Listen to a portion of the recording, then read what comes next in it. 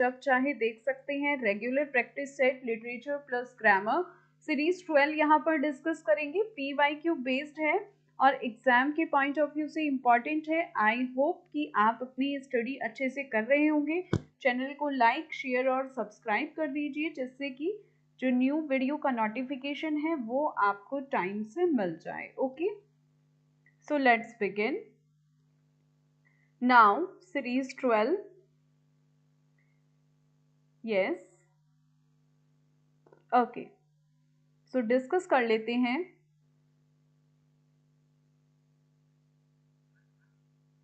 Yes, regular practice set है। Question number 1 discuss करते हैं। Okay, yes,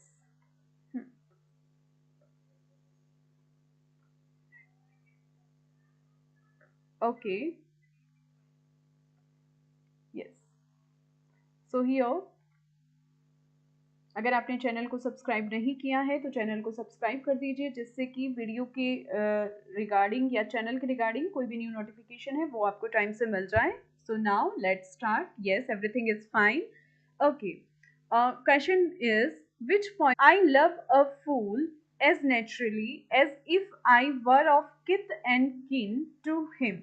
This appears in, ये कहाँ पर शो होता है ये आपको बताना है। ओके, ये I love a fool as naturally as if I were of kith and kin to him. This appears in, तो ये कहाँ पर appear होता है? Yes, options are Lamb's All Fools Day में, Lamb's A Poor Relations और In a Bachelor's Complaint या None of These। तो ये इस तरह की लाइन्स हमें चार्ल्स लैम्ब के ऑल फूल्स डे में अपीयर होती हैं। ये वहाँ पर एज अ कॉट या एज अ फ्रेज भी आपसे पूछा जा सकता है कि ये किसने वहाँ अपने जो उनका वर्क था उसमें इंक्लूड की है, किथ एंड किन टू हिम। सो ये ऐसे है, एक कॉन्वर्सेशनल ऐसे है। ये कॉन्वर्सेशन है टू मैन के बीच जो सेलिब्रेट कर रहे हैं द 1st of April को। इसीलिए जो लैम्ब का ये ऐसे है, ऑल फूल्स डे इसका नेम है और यहीं पर वो इस कॉट को डिस्कस करते हैं। I love a fool as naturally as if I were of kith and kin to him. Okay, तो इसमें ये जो मैन है ये वेरियस टॉपिक्स पर डिस्कस करते हैं like importance of faith, the history of the calendrist sect, importance of the church look, fish street hill और सरमन ऑन फीमेल, यानी कि फीमेल को उपदेश देते हुए ये यहाँ नजर आते हैं। बिहेव योर सेल्फ प्लीज, अपने कमेंट बिल्कुल अपने बिहेव में रहकर लिखें। आप एक एजुकेशनल चैनल से जुड़ रहे हैं तो so please behave your self. Okay, अपने कमेंट आप जो भी यहाँ इंक्लूड करते हैं वो सिर्फ एजुकेशन से रिलेटेड ही होने चाहिए। आई होप, अदरवाइज आपको यहाँ से ब्लॉक कर दिया जाएगा। ओके, अगर आप यहाँ आते हैं तो सिर्फ पढ़ने आइए। ओके, सरमन ऑन फीमेल, इस तरह की बातें वो अपने जो वर्क है जो ऐसे है इंक्लूड करते हैं। Next question, Shakespeare borrowed the formula of romantic comedy from. Shakespeare romantic comedy का फॉर्मूला बोरोड करते हैं, कहाँ से बोरोड करते हैं? Thomas Nashe, Robert Greene, Marlowe, Thomas Lodge. So right answer हो जाता है Robert Greene. Shakespeare romantic comedy का फॉर्मूला रॉबर्ट ग्रीन से बोरो करते हैं। ये हम प्रीवियस वीडियोस में, प्रीवियस प्रैक्टिस सेट में भी डिस्कस कर चुके हैं, बट आपका रिवीजन के लिए रोमांटिक कॉमेडी जो उनके प्लेस हैं उनको डिस्कस कर लेते हैं। विलियम शेक्सपियर के रोमांटिक कॉमेडी प्लेस में इंक्लूड होते हैं twelfth night, a midsummer night's dream, much ado about nothing, as you like it, the tempest, the merchant of Venice, the winter's tale और the comedy of errors and so on. उनके ये जो play हैं ये सभी romantic comedy के अंतर्गत आते हैं। Okay, let's move on next question. ये क्वेश्चन बहुत ज़्यादा इंपॉर्टेंट है, इसको आप ध्यान से रीड करेंगे। द वार ऑफ रोजेस जो कि 1455 से 1487 के ड्यूरिंग हुआ था, figures in the work of, ये हमें उनके किस वर्क में देखने को मिलता है? Figures in the works of Shakespeare. किसके वर्क्स में ये फिगर होता है? शेक्सपियर के, जॉन मिल्टन के, मैथ्यू अर्नोल्ड या टी.एस. इलियट। तो द वार ऑफ रोजेस जो हुआ था वो हमें शेक्सपियर के प्लेज में देखने को मिलता है। ये वार ऑफ रोजेस था क्या? इसका टाइम पीरियड आपके सामने है। ये 1455 से 1487 के बीच हुआ था। Okay, When the Tudors came to the throne of England, जब ट्यूडर्स इंग्लैंड पर शासन करने आए थे, तो जब वहां सिविल वॉर हुआ था, तो ये time Wars of the roses के नाम से जाना जाता है। ओके, प्रीवियस ईयर में पुटअप भी किया गया है क्वेश्चन, थ्योरी बेस्ड क्वेश्चन आप रीड करेंगे और इसको आप ध्यान से देखेंगे। तो ट्यूडर्स आए थे इंग्लैंड में, तब सिविल वार वहां हुआ था और वही वॉर्स ऑफ द रोजेस के नाम से जाना जाता है। ये सिविल वार की एक सीरीज थी जो इंग्लिश थ्रोन को कंट्रोल करने के लिए वहां लड़ा गया था। Mid to late 15th century के ड्यूरिंग की ये इवेंट्स हैं। इसकी 22 मई 1455 से स्टार्ट होकर 16 जून 1487 तक का time period war of the roses का माना जाता है। किंगडम ऑफ इंग्लैंड इसकी लोकेशन थी, यानी कि जहां के लिए ये वॉर हुआ। ओके, इंक्लूड्स करते हैं इसमें इवेंट को बैटल ऑफ बॉसवर्थ फील्ड और स्टॉक फील्ड, इसमें जो जगह थी वहां पर ये हुआ था। यॉर्क और लैंकेस्टर के बीच वॉर ऑफ रोजेस हुआ था और शेक्सपियर ने अपने वर्क्स में इनको फिगर किया था, स्पेशली जो इनके हिस्टोरिकल वर्क थे उनको इस द वॉर ऑफ रोजेस को फिगर करने का काम किया था। Like Richard third, Henry fourth, Henry six, Henry eight, ये उन्हीं का जो इवेंट था जो चलता आ रहा था, उसी को उन्होंने अपने प्लेज में दिखाया था। Henry Tudor house of Lancaster थे जिन्होंने किंग रिचर्ड थर्ड को वहां हरा दिया था।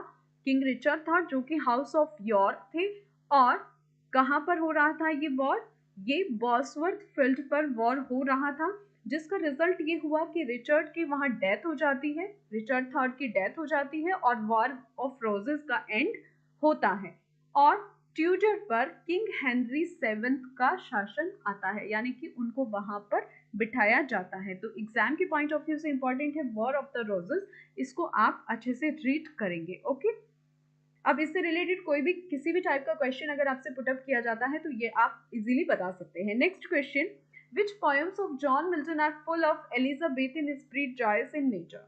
जॉन मिल्टन की कौन सी पोएम एलिजाबेथन स्पिरिट से फुलफिल है, joyous in nature? Options are Horton poems, poems after getting blind, poems written after coming from prison, or poems written during Commonwealth period. So right answer है Horton poems. Horton poems उनकी early poems मानी जाती हैं जो कि Elizabethan spirit से fulfil है, यानी कि जॉयस इन नेचर है।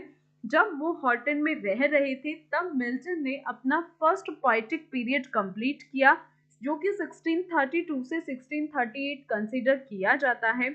इन 6 years के ड्यूरिंग उन्होंने L'Allegro, Il Penseroso, Arcades, Comus and Lycidas जैसे वर्क लिखे। इसी वजह से इनको हॉटन पोएम्स भी बोला जाता है। ओके, इनको आप ध्यान रखेंगे। Let's move on next question, who said Milton was a passionate man who lived in passionate times? Repeated question है, इंपॉर्टेंट क्वेश्चन है, इसलिए इंक्लूड किया गया है कि किसने बोला था मिल्टन को कि वो एक पैशनेट मैन थे जो कि पैशनेट टाइम में रह रहे थे? ऑप्शंस आर जॉन बेले, कम्पटन रिकेट, हरीश त्रिवेदी या ए रिचर्ड्स। तो ये थे जॉन बेले, इन्होंने मिल्टन को बोला था कि वो एक पैशनेट मैन थे जो कि पैशनेट टाइम पर रह रहे थे। अदर फैक्ट्स में यहाँ देखते हैं, मिल्टन का एक अनफिनिश्ड ऑड वहाँ पब्लिश हुआ था 1645 से 1646 के बीच, जिसका नाम था द पैशन। ये उनका अनफिनिश्ड ऑड माना जाता है। मे बी एग्जाम में क्वेश्चन पुटअप कर लिया जाए कि ये किसका वर्क है। ये मिल्टन का अनफिनिश्ड ऑड है जो इसको उन्होंने 1630 के ड्यूरिंग लिखा था और फर्स्ट इसको 1645 और 1646 के ड्यूरिंग पब्लिश कराया गया था। ओके, एग्जाम के पॉइंट ऑफ व्यू से इंपॉर्टेंट है, इसको आप ध्यान रखेंगे। Next, paradise lost consist of dash books. Repeated question है, प्रीवियस एग्जाम्स में भी बार बार ये पूछा गया है, तो आपको बताना है paradise lost consist of dash books. Paradise lost में कितनी बुक्स को रखा गया? 10, 12, 6, 8। बिल्कुल भी कंफ्यूज नहीं होना है, क्योंकि इसका राइट आंसर होगा 12 बुक्स, क्योंकि जो ये एपिक पोयम जॉन मिल्टन के लेट वर्क्स में से आती है और जो इसकी फर्स्ट सीरीज पब्लिश हुई थी 10 बुक्स में 1667 में पब्लिश हुई थी। उसके बाद बुक 7 और 10 दोनों को 2 पार्ट्स में स्प्लिट करके इसको पब्लिश कराया गया था। तो जो सेकेंड एडिशन 1674 में हमें देखने को मिला उसमें 12 बुक्स हम इंक्लूड करते हैं। ओके, तो इसलिए पैराडाइज लोस्ट हमें 12 बुक्स में देखने को मिलती है। Next question, who wrote how many children had lady Macbeth an essay in the theory and practice of Shakespeare criticism 1933। ठीक है, तो हु रोट किसने लिखा था ये? AC ब्रैडले, लियोनोल चार्ल्स नाइट्स और नेक्स्ट ऑप्शन नाहम टेट या एलन टेट। तो ये लियोनोल चार्ल्स नाइट यानी कि LC नाइट्स ने ये लिखा था how many children had lady Macbeth 1933। इसका फुल टाइटल है an essay in the theory and practice of Shakespeare criticism. Macbeth जो थेन ऑफ ग्लेमिस है और थेन ऑफ कॉर्डर वहाँ बनने जा रहे हैं और ये मेन प्रोटैगनिस्ट हैं विलियम शेक्सपियर्स मैकबेथ प्ले के, जो कि 1603 से 1607 के बीच हमें देखने को मिला। और इसमें जो हिस्टोरिकल किंग मैकबेथ हैं वो स्कॉटलैंड के वहाँ किंग हैं हमें दिखाई देते हैं। और इसके जो सोर्सेज हैं शेक्सपियर ने हॉलैंड क्रॉनिकल्स से लिए थे जो कि 1577 का एक पार्ट है, वहां से इसके सोर्सेज शेक्सपियर ने लिए हैं। Okay, let's move on next question. अगर कंटेंट आपको अच्छा लग रहा है तो इसको शेयर कर दीजिए, लाइक कर दीजिए और सब्सक्राइब कर लीजिए चैनल को, जिससे कि चैनल के रिगार्डिंग कोई भी नोटिफिकेशन है तो वो आपको टाइम से मिल जाए। Okay, let's move on next question. Shelley travel from heaven to earth while Keats from. Shelley travel करते थे हेवन टू अर्थ यानी कि वो हेवन से अर्थ पर आए थे। वाइल कीट्स फ्रॉम, कीट्स कहाँ थे? Earth to heaven, earth to hell, earth to stars या नन? ओके, इंपॉर्टेंट क्वेश्चन है। तो कीट्स के लिए होगा वो अर्थ टू हेवन उन्होंने ट्रेवल किया। ये एडोनिस जब शेली कीट्स के लिए लिख रहे थे जो कि एक पेस्टोरल एलेजी है, तब उन्होंने इस तरह के वर्ड्स का यूज किया था।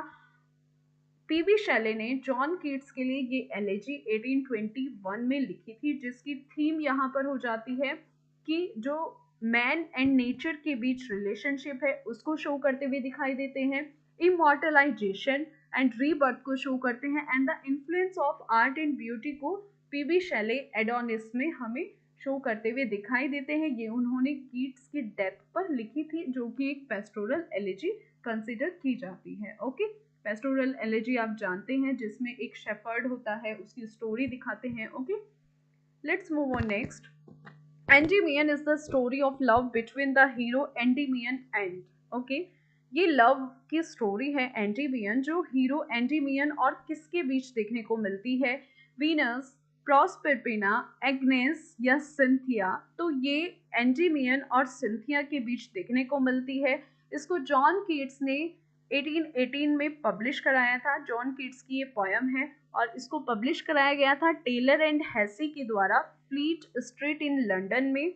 जॉन कीट्स इस पोयम को टॉमस चैटरटन को डेडिकेट करते हैं। लेट पोएट थे टॉमस चैटरटन जिनकी अर्ली एज में डेथ हो गई थी, तो जॉन कीट्स ने एंडीमियन को उन लेट पोएट को डेडिकेट किया है। इसको आप ध्यान रखेंगे। ये पोयम, इसकी बिगनिंग लाइन हो जाती है a thing of beauty is a joy for ever. Previous year में पिटअप किया गया क्वेश्चन है, ध्यान रखेंगे। A thing of beauty is a joy for ever से ये लाइन्स शुरू करते हैं एंडीमियन की, और इसको इन्होंने rhyming couplets and iambic pentameter में लिखा है। Let's move on next question. Arnold's culture and anarchy deals with the subject of which of the following. Arnold की कल्चर एंड अनार्की किससे डील करती हुई दिखाई देती है? Religion, Victorian culture, education, theology. तो आर्नोल्ड की जो कल्चर एंड अनार्की है वो थियोलॉजी से यहाँ डील करते हुए दिखाई देती है। एक ऐसे जो इसको उन्होंने पॉलिटिकल एंड सोशल क्रिटिसिज्म की एक सीरीज में लिखा था, यानी कि आप इनको पीरियोडिकल एसेज भी बोल सकते हो। मैथ्यू आर्नोल्ड के पीरियोडिकल एसे हैं। ओके, इसको सबसे पहले कॉर्न हिल मैगजीन में पब्लिश कराया गया था 1867 एंड 68 के अराउंड, और ये कलेक्टेड एडिशन हमें 1869 में देखने को मिलता है। Okay, let's move on next question. For which poem Arnold won a prize at Rugby chapel? इनमें से किस पोएम में अर्नोल्ड रग्बी स्कूल में एक प्राइज जीते थे? किस पोएम के लिए, यानी कि उन्होंने स्कूल में रहते हुए कौन सी पोएम लिखी थी जिसके लिए उन्हें प्राइज मिला था? Poor Matthias, Balder dead, Kaiser dead, Alaric at Rome. तो एलरिक एट रोम उन्होंने ये पोएम लिखी थी जब वो स्कूल में थे, रग्बी स्कूल में, तो उसके लिए उन्हें प्राइज भी मिला था।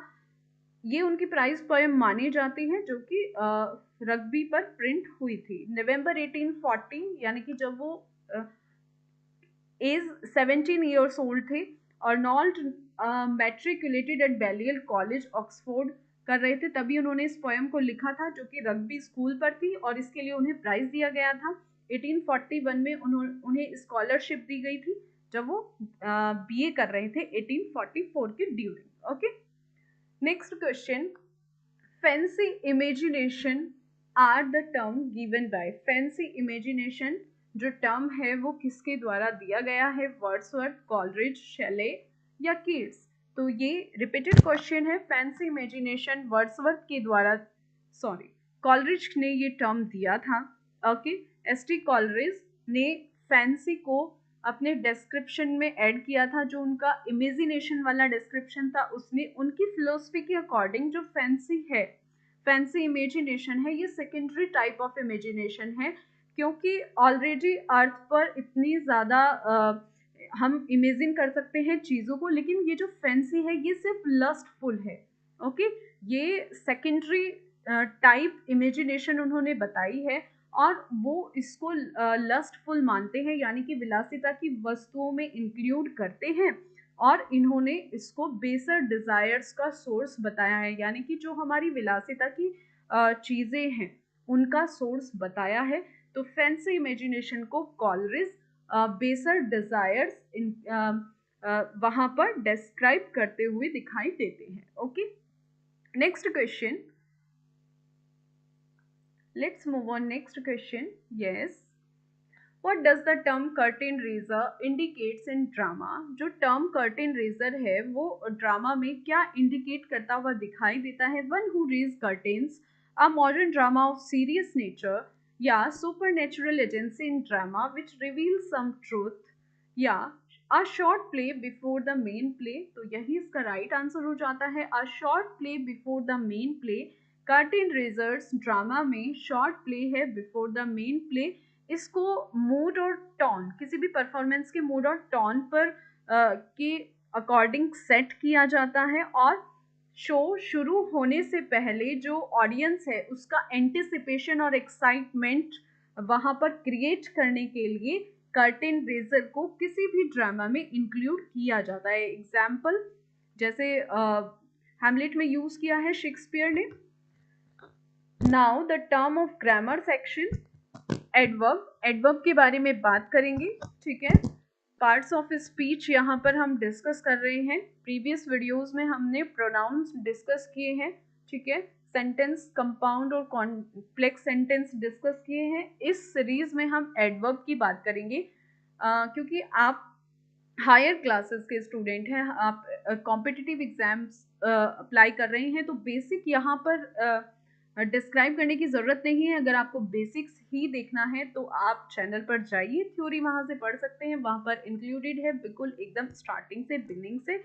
एडवर्ब, यहाँ पर टाइप ऑफ एडवर्ब्स की बात करेंगे सीधा। वैसे तो मेनली 3 टाइप्स के होते हैं, like simple, interrogative and relative adverbs, लेकिन जब हम इन्हें क्लासीफाई करते हैं तो सिंपल एडवर्ब्स की यहाँ बात करेंगे। सिंपल एडवर्ब्स में जो टाइप ऑफ एडवर्ब्स आते हैं उनमें adverb of manner, adverb of time, adverbs of place, adverb of frequency, adverbs of degree and conjunctive adverbs include हम कर सकते हैं। ओके, अभी इन्हीं के बारे में डिस्कस करेंगे। एग्जाम में आपको सेंटेंस लेकर पुटअप कर लिया जाता है कि किस टाइप की यहाँ पर एडवर्ब है, which type of adverb here. So first आता है adverb of manner. Adverb of manner means which include answer the question how।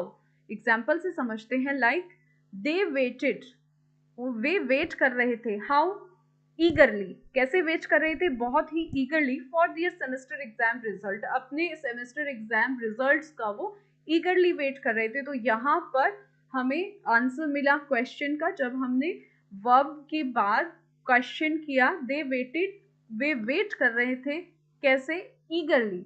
So here adverb of manner यहाँ पर है। तो सेंटेंस में एडवर्ब ऑफ मैनर की एग्जाम्पल हम कैसे आइडेंटिफाई कर सकते हैं, like quickly, promptly, clearly, slowly, gradually, eventually, rapidly, seriously, instantly, keenly. अगर कहीं पर ये इस तरह के वर्ड्स हमें सेंटेंस में दिखाई दें आफ्टर द वर्ब, तो ये एग्जाम्पल हो जाते हैं एडवर्ब ऑफ मैनर के, आप इससे इजीली फाइंड कर सकते हैं। ओके, नेक्स्ट आता है एडवर्ब्स ऑफ टाइम। एग्जाम्पल से समझते हैं, लाइक यहाँ पर I find it difficult to keep going to the post office every week to check if my parcel has arrived. ठीक है, मुझे मुश्किल होती थी हर हफ्ते पोस्ट ऑफिस जाने की और अपना पार्सल की मेरा आया या नहीं, है ना, माई पार्सल हैज अराइव्ड की पहुंच गया है क्या, एवरी वीक। तो यहाँ पर एडवर्ब्स ऑफ टाइम का यूज किया गया है। अगर इस तरह की वर्ड्स हमें किसी सेंटेंस में शो होते हैं, मीन्स वहां पर एडवर्ब ऑफ टाइम है। Like now, soon, today, tomorrow, the day after tomorrow, next month, recently, forever, every week, है ना। तो इस तरह के वर्ड्स इंक्लूड किए जाते हैं एडवर्ब्स ऑफ टाइम में। नेक्स्ट आता है एडवर्ब्स ऑफ प्लेस। एग्जाम्पल से समझते हैं, like I will be going to my cousin's place tomorrow, मैं कल जाऊंगा अपने कजन की प्लेस पर। ओके, टुमारो, टुमारो का यूज किया है, मीन्स यहाँ पर एडवर्ब्स ऑफ प्लेस है। जब किसी सेंटेंस में हमें इस तरह के वर्ड्स दिखाई दे, like tomorrow, today, anywhere, somewhere, nowhere, here, outside, inside, wherever, so ये शो करते हैं एडवर्ब ऑफ प्लेस को। कजन्स प्लेस टुमारो, नहीं, ये टुमारो जो है ये सेंटेंस का एग्जाम्पल यहाँ पर रोंग हो गया है। टुमारो यहाँ पर शो कर रहा है एडवर्ब ऑफ टाइम को, तो इसको आप ध्यान से देखना एक बार, ये एडवर्ब ऑफ टाइम में इंक्लूड करना। I will be going to my cousin's place tomorrow, tomorrow तो यहाँ एडवर्ब्स ऑफ टाइम हो जाएगा, है ना। जब हमें किसी सेंटेंस में समवेयर, एनीवेयर, नोवेयर, हियर इस तरह की वर्ड दिखाई दे, तो वहां पर क्या होता है, एडवर्ब ऑफ प्लेस होता है। ठीक है, एडवर्ब ऑफ प्लेस वहां होगा, लाइक एवरीवेयर हमने यूज किया, नोवेयर, है ना। तो इस तरह के वर्ड्स अगर किसी सेंटेंस में दिखाई देते हैं तो मीन्स वो एग्जाम्पल है एडवर्ब ऑफ प्लेस का। Okay, let's move on next. Next adverb देखते हैं, एडवर्ब्स ऑफ फ्रीक्वेंसी। लाइक इस तरह के एडवर्ब्स, फ्रीक्वेंसी एडवर्ब्स की जब कोई इवेंट होने वाला हो, एन एक्शन और इवेंट इज हैपनिंग, ओके, तब एडवर्ब्स ऑफ फ्रीक्वेंसी का यूज करते हैं। एग्जाम्पल से समझते हैं, she often visits the orphanages and old age homes in different parts of the country. She often visits की वो प्राय विजिट करते थे ऑर्फनेजेस और ओल्ड एज होम्स में, है ना, कंट्री के डिफरेंट डिफरेंट पार्ट्स में। तो जब हमें इस तरह के वर्ड्स किसी सेंटेंस में दिखाई दे तो मीन्स वहां पर एडवर्ब्स ऑफ फ्रीक्वेंसी शो होगा, like seldom, rarely, never, often, weekly, monthly, है ना। अगर इस तरह के सेंटेंस, इस तरह के वर्ड्स किसी भी सेंटेंस में है तो वहां एडवर्ब्स ऑफ फ्रीक्वेंसी होगा। तो इस तरह से हम इजीली आइडेंटिफाई कर सकते हैं कि ये एग्जाम्पल हो जाता है एडवर्ब्स ऑफ फ्रीक्वेंसी का। नेक्स्ट देखते हैं adverb of degree. Adverb of degree का example, like the tea was very hot, in this sentence the tea was hot, की टी गर्म थी, वेरी हॉट बहुत ज्यादा गर्म थी, तो मीन्स ये एग्जाम्पल है एडवर्ब्स ऑफ डिग्री का। जब सेंटेंस में वेरी, टू, एक्सट्रीमली इस तरह के words like much, more, most, little, hardly, deeply, barely, तो ये यहाँ पर आइडेंटिफाई करते हैं कि एडवर्ब्स ऑफ डिग्री यहाँ पर यूज हुई है। लाइक आप ये भी यूज कर सकते हो, लाइक जैसे टू है तो I am too glad to meet you, कि मैं आपसे मिलकर इतना खुश हूँ कि जितना नहीं होना चाहिए, इसका मीन्स तो ये है। लेकिन यहाँ पर I am too glad to meet you या फिर I am very glad to meet you, तो यहाँ पर एडवर्ब्स ऑफ डिग्री का यूज हुआ है। इसी तरह से the tea was very hot, की जो चाय है वो बहुत गर्म थी, है ना। नेक्स्ट आता है कंजक्टिव एडवर्ब्स। कंजक्टिव एडवर्ब्स के बारे में बात कर लेते हैं, एग्जाम्पल से समझते हैं, like Geeta was putting the children to sleep meanwhile her brother clean the house. ठीक है, तो ये एग्जाम्पल हो जाता है एक सेंटेंस में जब मीनवाइल इस तरह के जो वर्ड्स हैं उनको यूज किया जाए तो वहां पर कंजक्टिव एडवर्ब्स होगी। अदर एग्जाम्पल देखते हैं, like however, nevertheless, meanwhile, therefore, है ना, instead, likewise, subsequently, in addition to. तो ये सब एग्जाम्पल हो जाते हैं कंजक्टिव एडवर्ब्स के। जब किसी सेंटेंस में हमें इस तरह के वर्ड्स देखने को मिलते हैं तो वहां पर कंजक्टिव एडवर्ब्स होगी। तो ये आप इजीली फाइंड कर सकते हैं अगर आपको अच्छे से पता है तो अपनी प्रिपरेशन करते रहिए। ओके, मिलते हैं नेक्स्ट वीडियो में, और चैनल को लाइक, सब्सक्राइब और शेयर कर दीजिए जिससे कि चैनल के रिगार्डिंग कोई भी न्यू नोटिफिकेशन है तो वो आपको टाइम से मिल जाए। Okay, have a good day.